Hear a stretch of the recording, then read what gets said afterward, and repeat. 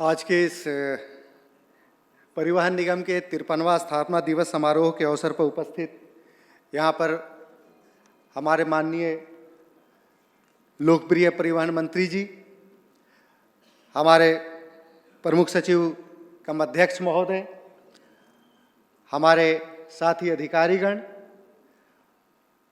हमारे सभी क्षेत्रों से आए हुए हमारे आरएम्स, एसएम्स, हमारे परिवहन निगम की रीढ़, हमारे चालक एवं परिचालक, हमारे मुख्यालय के हमारे साथी अधिकारीगण, मीडिया के हमारे साथी,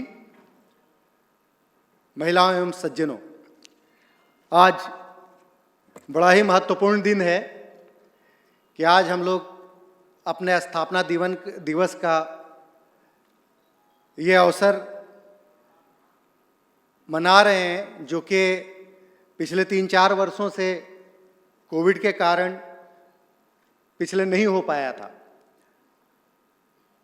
महोदय, मैं धन्यवाद देता हूं आपका कि इस अवसर पे आपने उपस्थित होकर करके हम सबको कृतार्थ किया और हमारा उत्साह बढ़ाया, हमारा मार्गदर्शन करेंगे।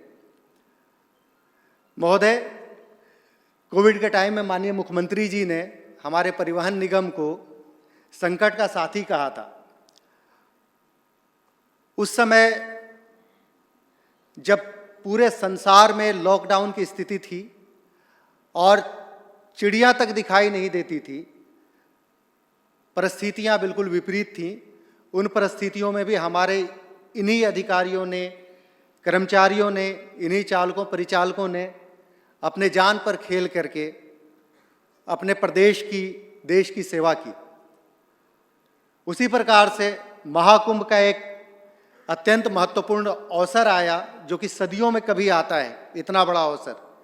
उस समय भी तमाम विपरीत परिस्थितियों में भी इन लोगों ने धैर्य का परिचय देते हुए पूरी तरीके से सद्व्यवहार के साथ श्रद्धालुओं को किसी प्रकार की असुविधा ना हो, इसका ध्यान रखते हुए, कोई एक्सीडेंट ना हो, इन सब को जो माननीय मुख्यमंत्री जी के निर्देश थे, उन सब का पूरा ध्यान रखते हुए महाकुंभ के अवसर पे भी अपना एक प्रकार से सर्वोच्च सेवा का प्रदर्शन किया, जिसके माननीय मुख्यमंत्री जी द्वारा भी भूरी भूरी प्रशंसा की गई। महोदय, ये अवसर है जब मैं परिवहन निगम में आपके नेतृत्व में हुए जो पिछले 2-2.25 वर्षों में जो कार्य हुए हैं, उसके बारे में संक्षिप्त में बता दूं। महोदय, आज हमारी 90% बसों में लोकेशन डिवाइस लगा दी गई है, जिससे हम बसों को हेडक्वार्टर पे बैठ कर करके बसों की लोकेशन देख सकते हैं। इससे जनता भी अपने बस का लोकेशन देख सकती है कि हमारी बस कहाँ है। महोदय, मृतक आश्रितों का प्रकरण बहुत दिनों से लंबित था। ये आपके प्रयासों से माननीय मंत्रिमंडल समूह द्वारा उसको भी स्वीकृति प्रदान कर दी गई और अब हम लोग मृतक आश्रितों की नियुक्ति के दिशा में काफ़ी तेज़ी से आगे बढ़े। वहाँ पर एक कुछ टेक्निकल इशू आया है महोदय, उसका भी हम लोग कोई रास्ता निकालेंगे, जिससे कि जो हमारे मंत्रिमंडल समूह का निर्णय है उसका पूरी तरीके से पालन कराया जाए। फैमिली पास की व्यवस्था कुछ हमारे रेगुलर कर्मचारियों को थी, कुछ कर्मचारियों को नहीं थी, उसकी दिशा में भी प्रयास किया गया। एमएसटी कार्ड ऑनलाइन बनाया जा रहा है। ई ऑफिस की व्यवस्था हम लोगों ने अपनाई है, अभी हेडक्वार्टर पे है, आने वाले दिनों में क्षेत्र में भी इसको लागू किया जाएगा। पीपीपी डेवलपमेंट में महोदय, हमारे बस स्टेशन आगे हवाई अड्डों की तरह विकसित होंगे, उस पर तेज़ी से काम हो रहा है। इसके अलावा जो धनराशि बजट से प्राप्त होती है, उससे भी हमारे बस अड्डों का विकास कराया जा रहा है। परिवहन निगम द्वारा अपने संसाधनों से भी बस अड्डों का जीर्णोद्धार और हमारे वर्कशॉप का जीर्णोद्धार कराया जा रहा है। माननीय मुख्यमंत्री जी ग्राम जोड़ो योजना में इस बजट में हमें धनराशि प्राप्त हुई है, जिससे हम छोटे छोटे गाँवों को भी छोटी बसों के माध्यम से जोड़ेंगे। इलेक्ट्रिक बस अभी परिवहन निगम में उसको शामिल किया गया है। आने वाले दिनों में इलेक्ट्रिक बसों का बेड़ा और बढ़ाया जाएगा। पुरानी बसों को इलेक्ट्रिक बसों में कन्वर्ट करने का ये प्रयास हमारे देश में सबसे पहले हम लोग कर रहे हैं।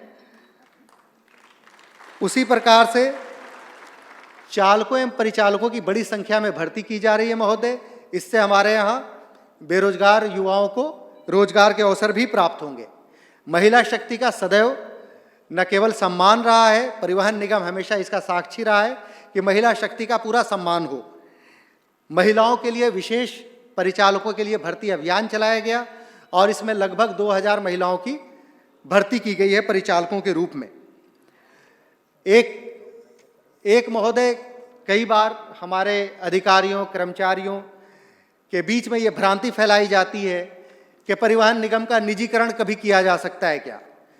इस विषय में मैं आपको बता दूं कि हमारे यहाँ ARM की जो भर्ती की जाएगी अब, इसके लिए लोक सेवा आयोग से हमें विशेष परमिशन मिला है कि ARM की भर्ती लोक सेवा आयोग से कराई जाएगी। उसके अलावा जो हमारे टेक्निकल स्टाफ हैं और जो हमारे समूह के कर्मचारी हैं, उनका चयन अधीनस्थ चयन सेवा आयोग से कराया जाएगा।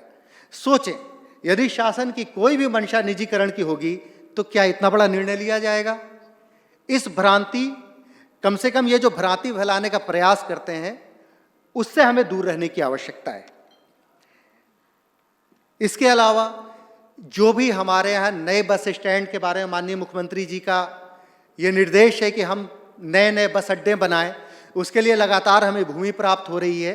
और महोदय, आपके प्रयासों से जैसे चंदौली में कृषि विभाग की जमीन थी वो हमें प्राप्त हुई और लगातार कई जिलों में भूमि प्राप्त हो रही है। ये भूमि आगे चल करके हमारे बहुत बड़े एसेट साबित होंगे। हमारी कई भूमि ऐसी हैं जो निष्प्रयोज्य हो गई हैं, जहाँ पर अब बसें नहीं जाती। उसके लिए हम लोग नई नीति लाने का प्रयास कर रहे हैं, जिससे कि वहाँ पर कुछ ऐसा डेवलपमेंट कर सकें जिससे हमारी आय का स्रोत बढ़े। हम लोगों ने महाकुंभ में देखा था कि किनारे किनारे बस अड्डे बना करके हम लोग बहुत अच्छा संचालन किए। अभी बार बार ये बताया जाता है कि जहाँ पर जाम लग रहा है बसों की वजह से, तो बस अड्डों को बाहर किया जाए।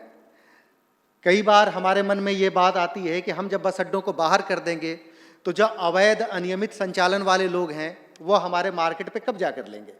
तो हम लोगों ने मुख्यालय स्तर पे विचार विमर्श करके ये डिसाइड किया है कि हम लोग किनारे किनारे बस अड्डे बनाएंगे, लेकिन वहाँ से हम लोग इलेक्ट्रिक वाहन को चलाएंगे और प्रयास ये करेंगे कि जहाँ उन्हें अस्पताल जाना हो, कलेक्ट्रेट जाना हो, वहाँ पर ऐसी व्यवस्था की जाए कि हम या तो ऑलमोस्ट फ्री वहाँ तक ले जाएं अपने बस अड्डों से, या फिर बहुत कम धनराशि में ये सेवा दी जाए, जिससे कि हमारे मार्केट पे कोई असर न पड़े। साथियों, चूंकि ये अवसर है हमें अंतर्मनन करने का भी। हम लोग सेवाएं बेचते हैं, सेवा बेचते हैं, हम कोई सामान नहीं बेचते। हमारे यहाँ जो हमारी बसों में लोग आते हैं उनके लिए हमारा व्यवहार बहुत महत्वपूर्ण है। तो हमें कहीं ना कहीं ये प्रयास करना है कि हमारा व्यवहार उच्च स्तर का रहे। हमारी पूछताछ की जो व्यवस्था है हमारे बस स्टैंड पे वो बहुत अच्छे स्तर का हो, टाइम टेबल हमारा बहुत अच्छा हो और टाइम के अनुसार हमारी बसें चलें। हमारा जो शिकायतों का निस्तारण की प्रक्रिया है वो और बेहतर होनी चाहिए। सोशल मीडिया में हमारा प्रेजेंस कम है, जितना काम हम लोग करते हैं वो सोशल मीडिया में पूरा रिफ्लेक्ट नहीं हो पाता, हमें उसमें भी काम करने की आवश्यकता है।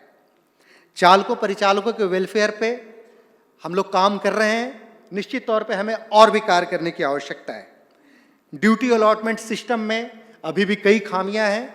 ये वो चीज़ें हैं जो मैं बता रहा हूँ, जो हमारी कमियां हैं, जिसमें हमें सुधार करने की आवश्यकता है।